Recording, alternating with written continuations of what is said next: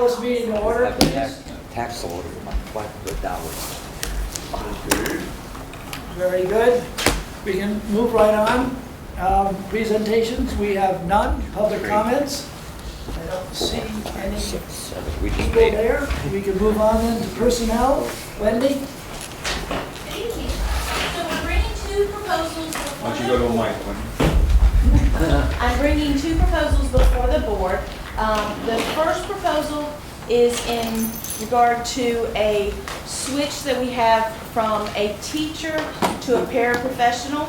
We have a student who has a one-to-one teacher, and the team has met and determined that we no longer need that one-to-one teacher position, that the student can access the general education environment with a one-to-one paraprofessional. So that would be reducing the MAU-MHS from a teacher to a paraprofessional. I can't remember the exact numbers, but there's a savings there. The second position is we are tuitioning a student into Mount Anthony Union Middle School New England Center for Children program. And as the program contract requires, that student needs a one-to-one paraprofessional. That cost would be borne to the home school and not to Mount Anthony. So there's no cost there. I'd like to move that. Right, excuse me, Leon. Do you want to need two proposals, each one to be done? What do you want from the board? I would like for the board to approve those positions. Again, we did, the position of the teacher was already budgeted. Right. So that would be, you would see a savings in that. The position for the one-to-one paraprofessional was not budgeted, but you won't see an increase because that position is going to be paid back by the home school of that Very student. good. Are these positions within the middle school or right? One is at the middle school and one is at the high school. One's at the high school. Okay, sorry, Leon, go So I ahead. want to move, that's the way I wanted to move, make a motion that we accept the para and the reduction from the teacher to the para, and that we add on at the middle school as a. The two positions mentioned. Two positions. Thank you. Do you have a second? Second. Third. Any? Yes. Just a couple quick questions. Yes, sir. The teacher that isn't needed, is she going to take the para position, or are we getting another? No, that teachers will be leaving us. Okay. Second question, when a student is tuitioned in, does the home school pay tuition? Yes, it is. All the costs associated with it. Okay, thank you. Any other questions? All those in favor signify by saying aye. Aye. Abstentions or noes? Very good, passes. Thank you. Thank you very much. Okay, we can go on. We can go on then to the financial report, the treasurer's report. I'll move it. Do we have a second? Second. Anybody have any questions? All in favor signify by saying aye. Aye. Opposed or abstentions? Very good. All in favor signify by saying aye again. Aye. Okay. Budget status report for your information. Status of the end of the year. Once again, we have to realize that not all the numbers are in, and we usually wait for our full status report as to where we stand financially for the previous fiscal year until the auditors have had a chance to go over it. We can get a general impression, but Renee, is that about right? Yeah, and even in the report that you have in the packet, there was special education monies that came in from the state just earlier this week, so the Sure. numbers are already. There are all sorts of things, so we really won't know that until we go through the audit. Why don't you stay right there? I think you're just about up next. Okay, donation. We had a donation from a restaurant. Who's going to? Yes, is that me? That's you. So the Cilantro Restaurant would like to donate some money to the high school to be utilized to enable the student body to pursue something they are passionate about. And so our plan, if you approve this donation, is to have the Student Senate begin to look at determining what this money could be used for and make some recommendations and reach all of the students that way. Very good. Anybody have any questions on that? Do you need a motion? I don't think we really need a motion. No, it's on really that. more of an FYI that we're Yeah, informing you. Yeah. Very good. I'm just wondering will Yeah. that be, will that fall up under the new procedures in terms of the fundraising of money coming into the school where the administrative regs now are asking you to put out some information to thank the person and so forth along that line, to formally do all of that? So that's, I think that's what that would be under, I mean, for that procedure. I was gonna ask that, has somebody written a thank you note, does that come from me, or what happens? We will be doing that based on, you know, making this official tonight. I think it would be great if the thank you note came from the high school and the students as well as you guys. Very I think good. that would be great. Can we put that in your hands and And you'll The high contact Tim when school it's end. ready to sign? yeah. Yeah. Okay. I'll patronize that restaurant. Now we have a lease, Frank? Yeah, Frank is here. The high school, the math department had requested iPads for the math department. They already have one set of iPads that they use really, really well, and so this is a request to expand that to add 60 iPads to the math department and 2 cards. Did everybody? I don't know if anybody needs a copy of this. If you do, let me know. But basically, Apple is the sole source provider for iPads. They can't buy them from any other vendor. They also have a leasing option that allows us to purchase, at the end of 3 years, we can purchase the iPads outright, or we can return them for cash or trade them in towards newer devices. So I think it's a really good deal. The cost is $31,979 and change, and the lease is $11,183 per year for the next 3 years, and this is in the budget. It was in Very the good. budget. Does anybody have any questions, Frank? I'm just trying to find it. And you said is it on the site, the information you Yeah. got there? Oh, it's on the table. No, Okay. no, it's not on the table. No, I was just trying to find it on the site while you was doing it. I think I might have It saw is. It is. Oh, okay. All right. I'm all set. I'm looking now. I was just trying to put it up under the name. Ed, you have a question? No, I wanted a copy, but I found it on. It's on the side. It's on the side. All right, we have a motion then to accept the bid from Apple for the iPad? So moved. Okay, thank you. You have a second? Very good. I got it. Any further discussion? All those in favor signify by saying aye. Aye. Opposed or abstentions? Thank you very much, Frank. Thank you very much. Are these in service now, or when will they be here? No, I'll order them tomorrow. And We're then, gonna do the lease from them too. excuse me? We're gonna do the whole, we're gonna lease them through Apple, and that will go into effect tomorrow. Okay, That's good with everybody? very good. We can go down to the consent agenda. I know that Wendy had an addition that she'd like to put on there in terms of the warrant. Actually, it wasn't Wendy's, I'm sorry. there was just one check that didn't make it onto the check run before it ran earlier this week, so this is just a bill that we needed to get paid. Okay. So it is separate, so there will be two warrants to sign, but I gave everybody a hard copy. Okay. Okay, do we have a motion to accept the consent agenda? Second?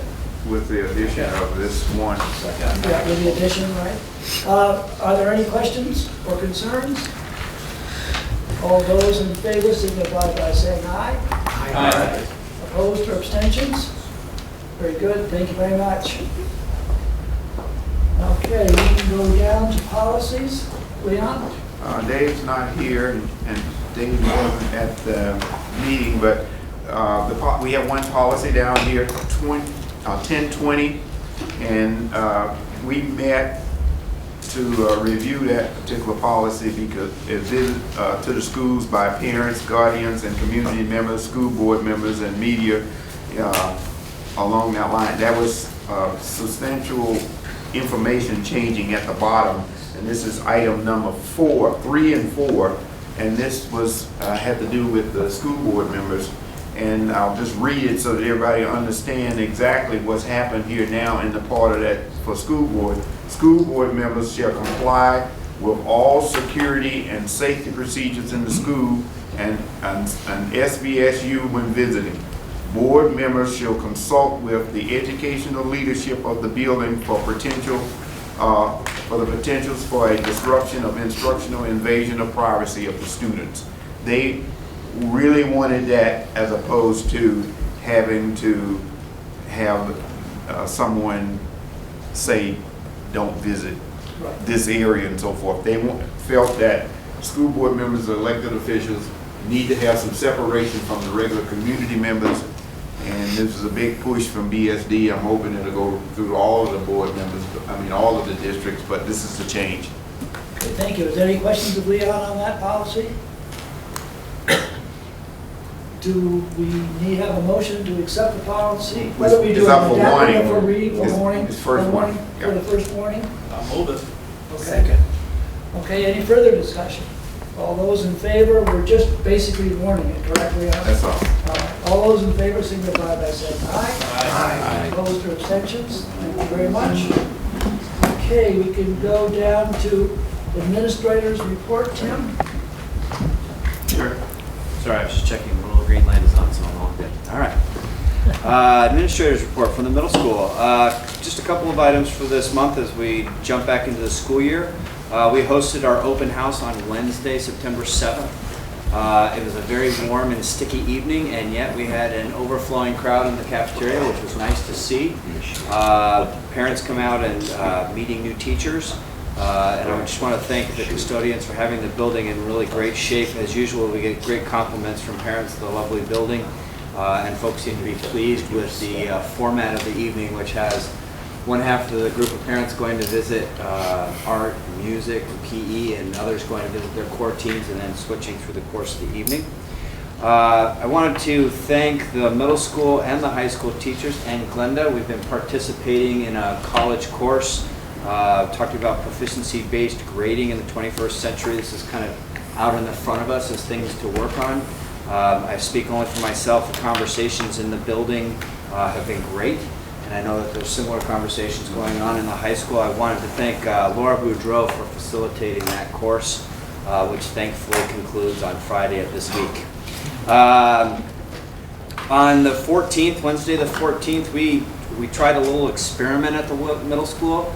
We did what is a delayed schedule. That doesn't mean that the kids didn't get dropped off and they weren't in the building, but what we did is we spent the first hour of the school day working on a school-wide project, and then we assumed a regular schedule with no loss of classes during the day, just shorter classes. I think it was a very good success. It allowed us to do about an hour's worth of work across grades 6, 7, and 8 on these personalized learning plans, which I'm sure you've heard of. And we continue to develop them. So I think it was a success, so much so that we're going to try it each month of the school year as we go through the school year. We'll see how that progresses.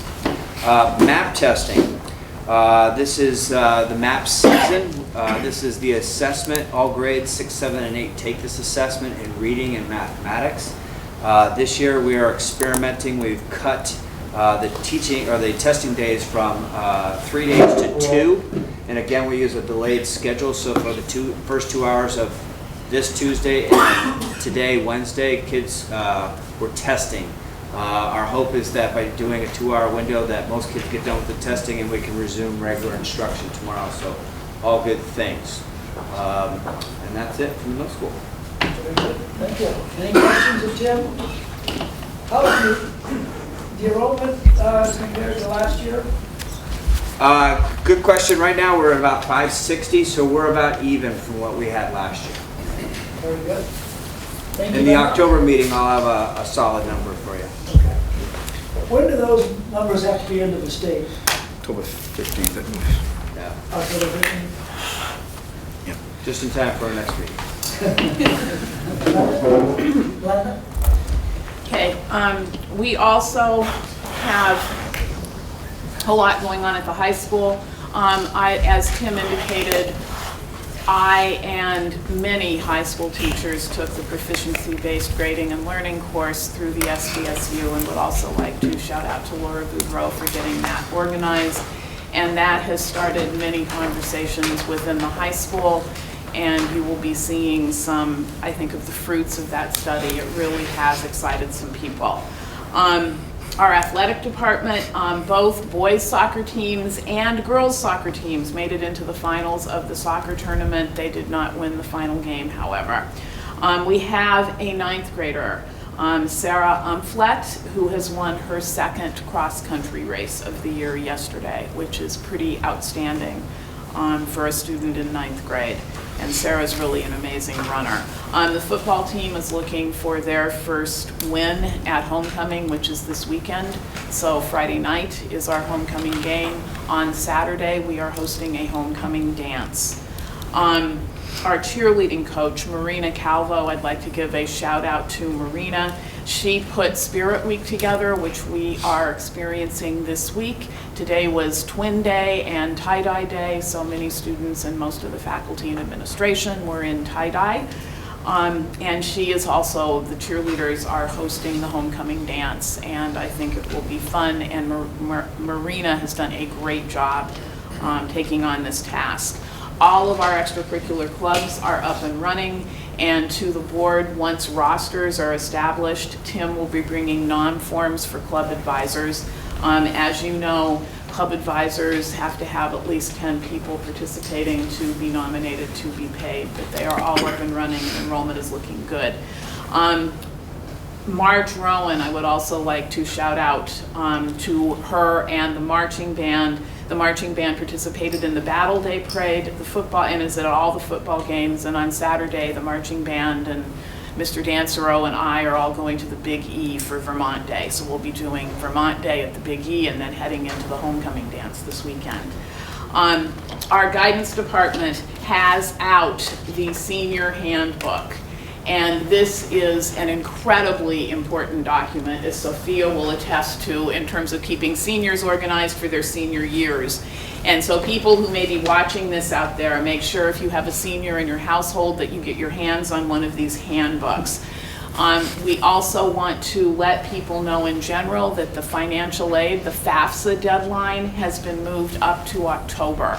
And you can complete your child's FAFSA using your 2015 tax return, and that will enable you to have a financial aid package put together almost as soon as your son or daughter gets accepted into college, and that is new this year.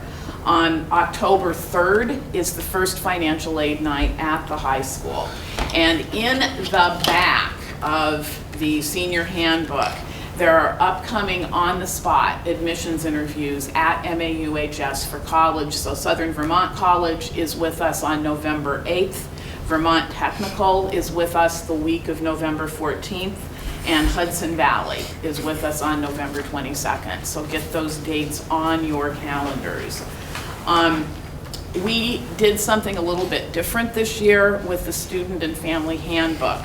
You will probably recognize this as the Student and Family Handbook that used to include the calendar. And as you can see, this is a very thick book that did not nicely hang on refrigerators or bulletin boards. And so we took the calendar out, and it's smaller and available. It's on my refrigerator at home, so I know with good refrigerator magnets you can hang it.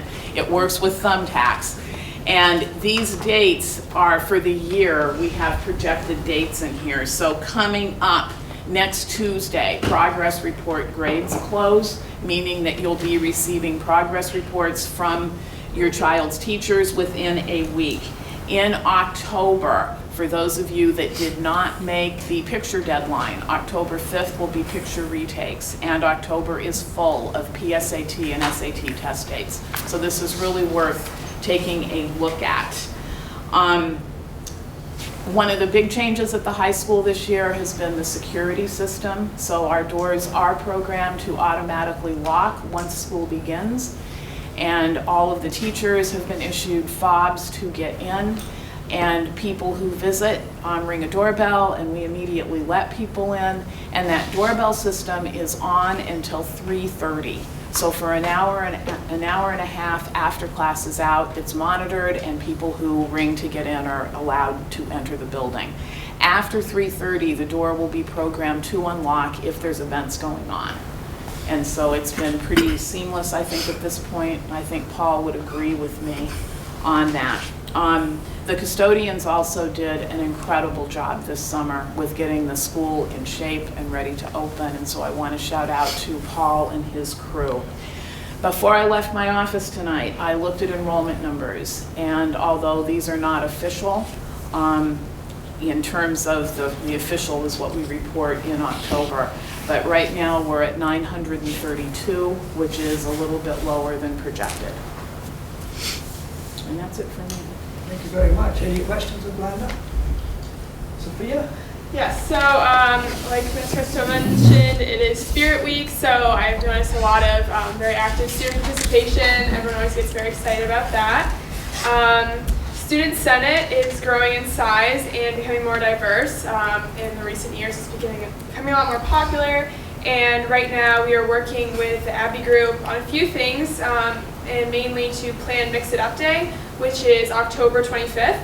And that, if you're not familiar with it, is when you do something fun and engaging during the lunch blocks, especially to get students to sit with other students they wouldn't normally interact with very much. Interact Club right now is starting to do some more volunteering, and they are actually looking for an advisor of sorts for this year's service trip to Somotillo, Nicaragua. This is our sister city, as Mr. Lucy isn't able to do it, so they're hoping to find someone fairly soon. And then we are getting ready to hold our freshman class officer elections within a week or two, I believe. And our other classes already have officers, aside from senior class is still missing one, but we're working on that as well. Very good, thank you. So the year started well for you and the fellow students? Yes. Well, that's good. I hope it continues that way. I'm sure it will. Any questions for Sophia? Paul, did you want to say something? Or will you say something? Yeah, I'm going to, in my superintendent's report, but he's up now, so. Okay. I just want to start to say, when my cell phone rings on a Saturday morning and the caller ID shows that Paul Danzero is calling me, I know that it's something interesting going on. So we did have some power fluctuation issues over the weekend, and it carried over into Monday morning. So I've asked Paul to give you an update of what happened and what his team did to respond to that. Good evening. So on Saturday morning, somewhere probably around 7 o'clock to about 11:45 in the morning, there were some power issues going on through the Bennington area. Specifically at the high school, what the result was, we were having low voltage, so we weren't receiving normal power supply into the building. So what that was affecting, like fluorescent lights flickering throughout the building, electric motors only running at partial speed, not running full speed, probably not getting all three-phase coming into the buildings, what was going on. So going through with Green Mountain Power, situation was corrected somewhere, like I said, about 11:30, 11:45, full power restored, then going back through and make sure all the systems in the building were running correctly. And what we carried over through to Monday morning, just had some minor issues where HVAC systems, like the main motors on air handlers, had to be reset. The relays did what they were supposed to do when the low voltage was coming in, kicked out, so it didn't do damage to the big motors. A couple smaller electric motors on smaller ventilation things might have had issues that we're now going through, addressing and fixing. The other significant issue going on was, could have been partially connected to that, was at the middle school with the big quilt show going on. Fortunately, they had all full power. However, the internet and Wi-Fi system was intermittent throughout that morning period, so it was affecting some of the vendors. I know Frank and his team got quickly on that as well and were assisting, and seemed to have full Wi-Fi internet restored, and vendors and everybody were able to still do their business and have a good quilt show. So that was the rundown, basically the main events through the Saturday night. What did you say, a couple of smaller Yeah, it was a smaller motor, like on a couple vent, like small vent fans, like an electrical motor, one of them we did find was not working, properly afterwards. Truth in lending, also though, we think was almost an original motor to the small system it was on, so it was quite old, so we're getting that to be replaced. And on the sewage pumps at the high school, the ventilation motor, not the pump motors, but on the vent fan that's over there, that motor had also had issues, so we're getting that replaced. Any questions, Paul, on that issue? Yeah, I just add one thing. I think Paul underplays it a little bit because the quilt show's a big deal. Everybody living in this community knows that. And so Paul and his crew were in the building as vendors could not log on to the internet and conduct business. So you could imagine there were some folks who were providing feedback about that.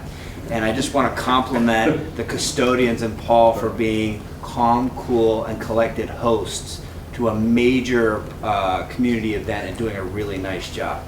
Thank you, Paul. On that, I mean, specifically, Darlene Jones needs to be thanked on that, because I was at the high school. I called her, said she had power, said she had it handled, and so I stayed at the high school, worked on that issue. So that was good. And we have the tech department up here too, that we should compliment them for, right. Okay. Good. Any I other have questions one for the more board? Or, sorry. Go ahead. I was just going to say, if there's any other questions or concerns from the board on anything with facilities that you have to address. Is the hydro program dead, or where are we? As far as I'm tracking on that, we were dead. I have a letter for that. Okay. All right, thank you very much, Paul. Can I throw one more thing in? Sure. I also would like to shout out to the tech department.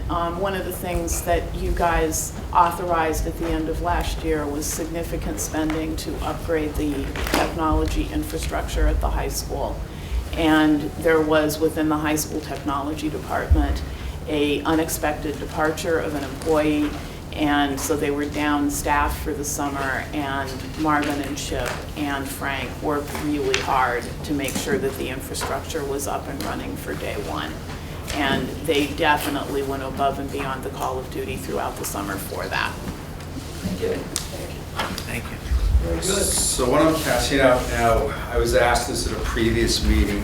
There was a letter under the FYI section of the meeting from Bill Scully of the Hoosick River Hydro Project, basically announcing that the project was going to go forward.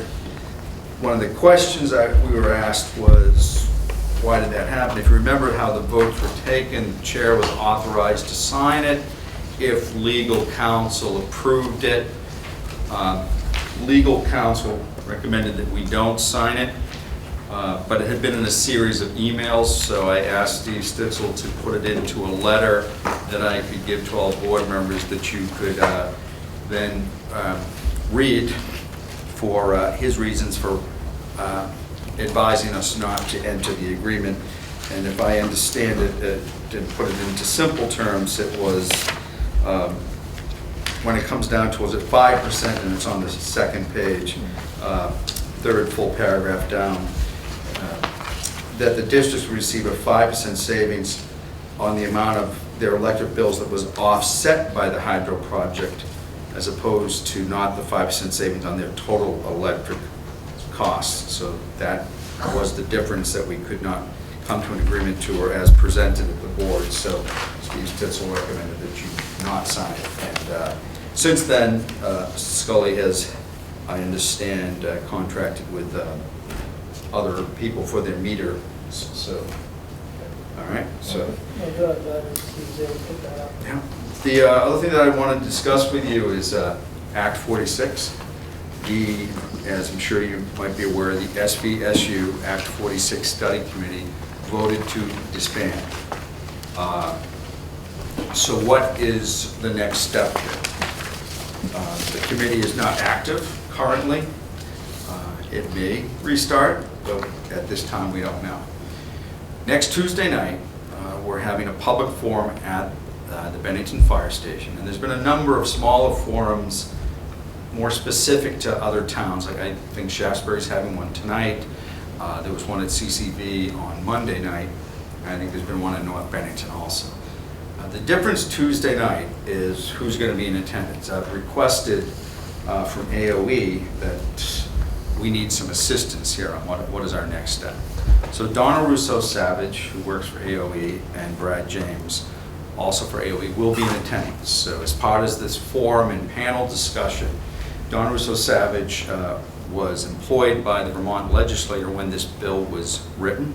She was one of the contributors, drafters, writers of this bill as an employee of the legislature, so she is very familiar with this law, and then she was hired by AOE once the law passed, and she oversees really the process and implementation. So I'm thrilled that she is coming, because one of the things that we've experienced when we go through these public forums is people will offer suggestions of different ways we can consolidate and different possible alignments that could happen. We can make suggestions. We could even have a public vote on what that type of consolidation would be. But the next step in the process is it has to go to the Secretary of Education for review. And if she approves, she presents it to the State Board of Education. And only once they approve does that consolidation take effect. Yeah, well, it would be voted, it's voted locally first. Right. And then it goes, so even if we voted locally, it could still not happen if the Secretary of Education didn't approve and recommend it to the State Board. So I think it is crucial that we have an authority present at that forum who can speak to what the law may or may not allow. She cautions that she does not speak for the Secretary of Education. She does not and cannot, so she will not say what the Secretary may or may not recommend to the State Board, but what she can speak to is what the law does and doesn't allow. So we're at a crucial juncture on this. Time is ticking by, and there are so many different options and possibilities. I will say this, I don't think the intent of the law was to take one supervisory union and divide it into three. And some of the suggested combinations, that's the way it's going. Renee has been working diligently along with her staff to look at some financial projections on the impact of tax rates if one community leaves, two community leaves, Mount Anthony and goes off on their own and they're no longer part of the SU. And an important thing, I will say it again, I know you're all aware of it, but it's worth repeating. MAU is crucial to this. What happens to MAU under any type of consolidation? If one town wants out, Bennington's talked about it, North Bennington's talked about it, Shasbury's talked about it, and those are some of the scenarios Renee's working on, is what impact it is on everyone else's tax rate if they leave. The process would be, if North Bennington wanted out, they schedule a vote of, not their board, of the citizens of that town as a ballot vote, and if they vote that they want to succeed from MAU, then every town in MAU has to schedule a vote to allow them out, because it's going to have a financial impact on all those towns. And if one town says no, it doesn't happen. So it's a big hurdle to do. North Bennington is roughly 6.6% of your budget. North Bennington and Shaftesbury together is close to 20% of your budget. So it will have an impact on tax rates, and so we hope to have those numbers there for Tuesday night. That's why we will be advertising in the Bennington Banner about that. We're sending flyers home with all our students to their parents. It's being emailed to all our staff. So that's Tuesday, 6 o'clock at the Bennington Fire Station. And that's it. I hope you all attend. Very good. Any questions for Jim? My report is brief. We had a meeting this afternoon concerning the options that are available to us for health insurance. Every people that were there, as well as others, firmly believe that we have to have a unified health insurance program for all the employees within the district, whether they be ES support personnel, teachers, or administrators. And we were fortunate to have Steve Stitzel, who has spent a lot of time on the subject this afternoon, explain to us what our different options are, what the legal ramifications are, as well as describe in detail what is actually available for health insurance for the employees. So our plan is, and Leon can go along with this, is that we will be meeting with the ESP people to discuss health insurance so that we can determine a program that we feel will be beneficial to everybody. So that's where we are on that. Leon, you want to add anything to that? No, you did a good job. Okay. Any questions? Let's see here. If there are no others, I will entertain a motion to go into executive session. So moved. Second? Second it.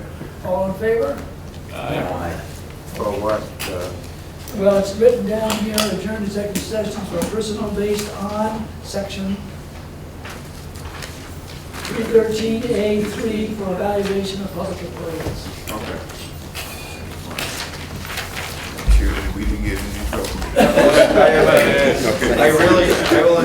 I've really been trying to educate our chairs and give them guidance on and a few other things that you should know as a board. We want to withdraw from. Some other guidelines for following. If it's a special meeting, we call a special meeting, we don't put other on that special meeting. The agenda has to carry what you're going to discuss at that special meeting, and that can be warned as close as 24 hours. A meeting like this, which is our regularly scheduled meeting, it's 48 hours that we can't make, and this came up, I believe it was Leon who pointed this out at a previous meeting, and it might have been at an SU meeting. If we send out an amended agenda in less than 48 hours before that regular meeting, that topic can't be discussed. It has to be brought up as the first agenda item at that meeting, and this board votes whether they want to add it to the agenda or not. And we have been a little loose, and my administrators are going to have to deal with, particularly when we want to hire somebody and it happens right at the last minute. But it's a 48-hour window. We cannot amend this agenda unless we do it here that night. And I thank you, Leon, for prompting me to research that. And we're gonna keep at it. And so it brings up to the matter whether even others should be on the agenda. All right. Very good. All right, we will retire, I guess. Is the room open, the conference room? Very good. Will we be coming back? No, we will not be.